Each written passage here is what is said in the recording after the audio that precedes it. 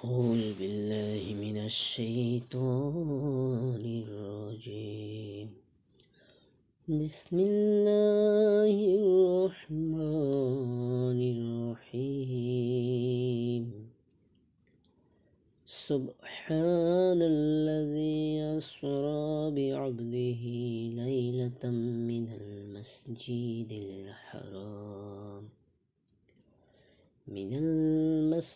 الحرام إلى المسجد الأقصى الذي باركنا حوله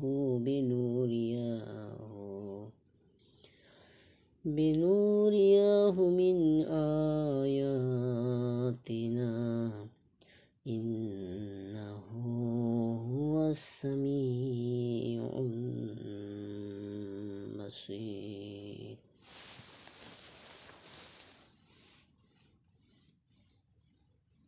ইরশাদ হচ্ছে,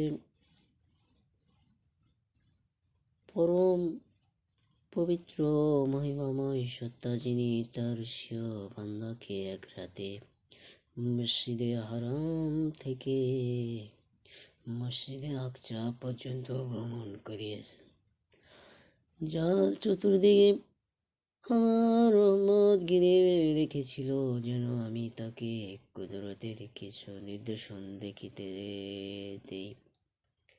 দেখিয়ে দেই। তিনি সব কিছু শোনেন ও দেখেন। সূরা বনী ইসরাঈল মেরাজের তাৎপর্য সম্পর্কে আল্লাহ রাব্বুল আলামিন বলেছেন, সুবহান থেকে পবিত্রতা বোঝায়, যার মধ্যে কোনো বিষয়ের না পারার মতো কোনো অযোগ্যতা নেই, যিনি সকল প্রকার পারগতার ঊর্ধ্বে, যার কাছে অসম্ভব বলে কোনো কি জিনিসই নেই। সুবহানাল্লাহ। আল্লাহ রাব্বুল আলামিন বলেন,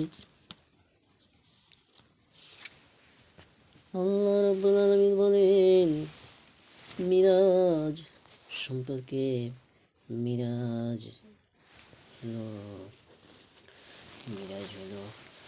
নবী জীবনের এক মহা উল্লেখযোগ্য ঘটনা। এ কোনো আকস্মিক ঘটনা ছিল না। এ ছিল নবী জীবনের মূল উদ্দেশ্যের সঙ্গে জড়িত এক অপূর্ব পরিকল্পিত ও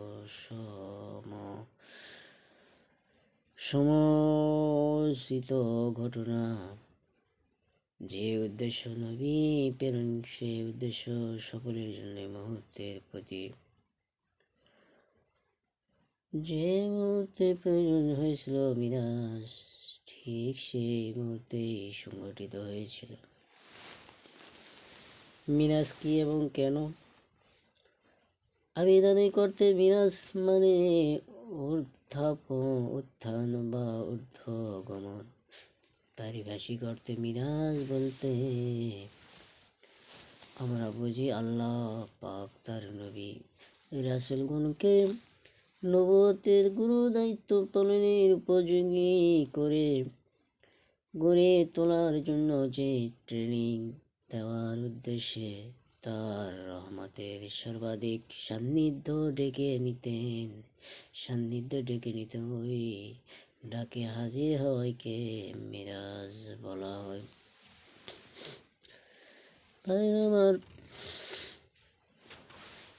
আল্লাহ রাব্বুল আলামিন মিরাজ সম্পর্কে আরো বললেন, মিরাজ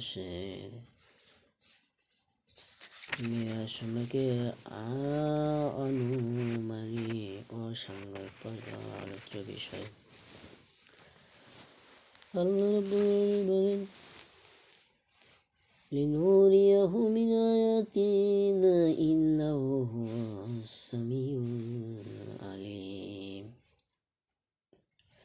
তাকে ডেকে নিলাম আমার নির্দনাবলী কিছু দেখার উদ্দেশ্য, তিনি সব কিছু শোনেন এবং সব কিছু দেখেন। এখানে লক্ষণীয় যে তিনি সে আল্লাহ কেন বললেন যে তিনি শুনুন ও দেখেন? এই বলার কারণ একমাত্র এই হতে পারে যে নিকট ভবিষ্যতে ইমান রাখি দাও, পরকালের জবাবের ভিত্তিতে যে কাজে সমাজ করার সময় আসছিল তার একটা কাঠামো কীভাবে হবে তা যেন নবী সাল্লাল্লাহু জানতে চাচ্ছিলেন, আর যেন মনে মনে বলেছিলেন যে হে আল্লাহ, যে আল্লাহ, আমি তোমার কথা থেকে নির্দেশন অর্থাৎ ব্যস্ত দোজখ এবং সব কিছু অপার্থিব বিষয়বস্তু দেখতে চাই। হজরে পাক নবী করিম সাল্লাল্লাহু মনের কথা দুটির জবাবেই যেন আল্লাহ বলেছেন, ইন্নাহু হুয়াস সামিউল বাসীর। আল্লাহ রাব্বুল আলামিন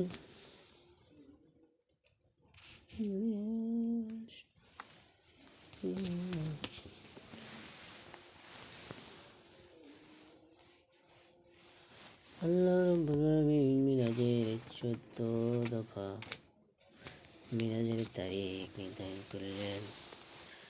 নবুয়তের 12 বছরে হুজুর সাল্লাল্লাহু 52 বছর বয়সে 27 রজব বুধবারের রাত্রে মিরাজ হয়েছিল।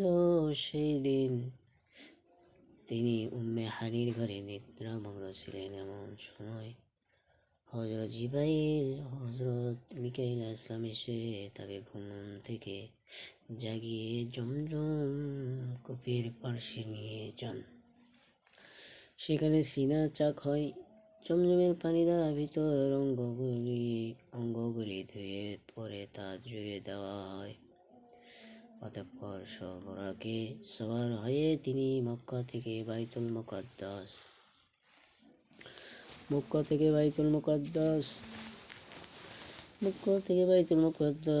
পর্যন্ত সফর করেন। প্রতিমধ্যে মদিনায় তুর পাহাড়ে ও বাইতুলাহামে হযরত ঈসা আলাইহিস সালামের জন্মস্থান। এই 3 জায়গায় হযরত জিবরাইল আলাইহিস সালাম পরামর্শ নামাজ আদায় করেন। পরে বাইতুল মুকাদ্দাসে গিয়ে সমস্ত নবীদের ইমাম হয়ে 2 রাকাত নামাজ আদায় করেন। অতঃপর পুনরায় বুরাকে সওয়ার হয়ে ঊর্ধ্বলোকে গমন করেন। আল্লাহর ইচ্ছায় করলে বুরাক ছাড়াও তিনি নিতে পারতেন, কিন্তু তা না নিয়ে বুরাকে নেওয়ার অর্থ হলো হুজুর সাল্লাল্লাহু অতিরিক্ত সম্মান দেওয়া। যেমন কাউকে এমনইভাবে ডেকে পাঠায়, আবার সম্মানিত লোক হলে তার জন্য গাড়িও পাঠায়। আল্লাহর নবী যেহেতু আল্লাহর সর্বাপেক্ষা প্রিয় নবী, তাই তার সম্মানার্থে বুরাক পাঠিয়েছিলেন। তাতে করে তিনি পৌঁছে গেলেন আল্লাহর রহমতের অতি নিকটে। যাবার পথে প্রথম আসমানে দেখা হলো হযরত আদম আলাইহিস সালামের সঙ্গে। দেখলেন হযরত আদম আলাইহিস সালাম ডান দিকে সাদা রঙের ও বাম দিকে কালো রঙের। তিনি দেখলেন আদি পিতা হযরত আদম আলাইহিস সালাম ডান দিকে ফিরে হাসছিলেন।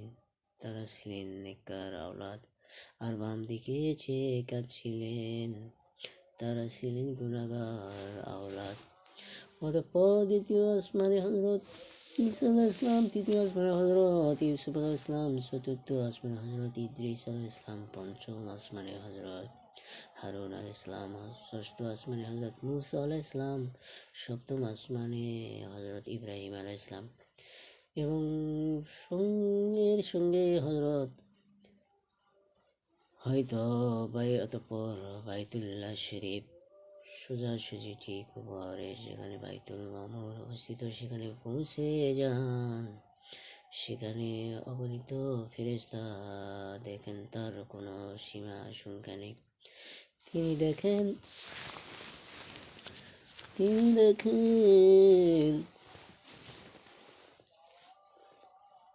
পৃথিবী তিনি দেখলেন যে আল্লাহর রাজত্বের এই পরিসীমা কত দূর দূরান্ত নিয়ে পৃথিবীব্যাপ্ত। পৃথিবীর লোক সংখ্যার চাইতে কত কোটি কোটি গুণ বেশি ফেরেশতা সেখানে সৃষ্টি করে রেখেছেন।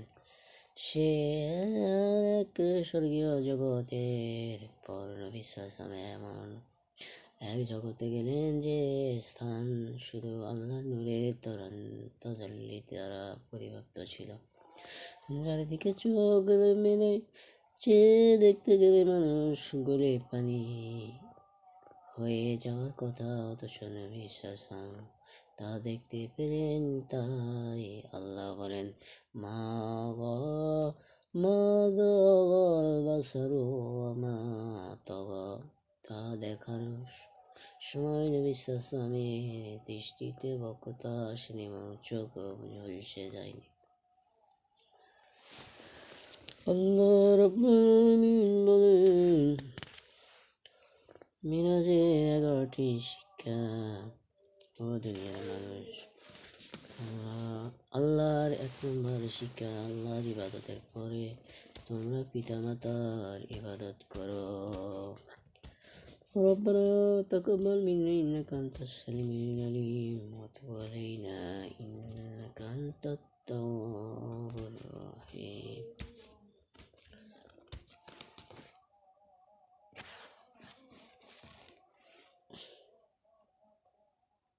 আল্লাহ রাব্বুল আলামিন আমাদেরকে মেরাজ সম্পর্কে ভালো করে জানার, বোঝার এবং মেরাজকে সুন্দরতা বোঝা উপলব্ধি করে মেনে চলার তৌফিক দান করেন।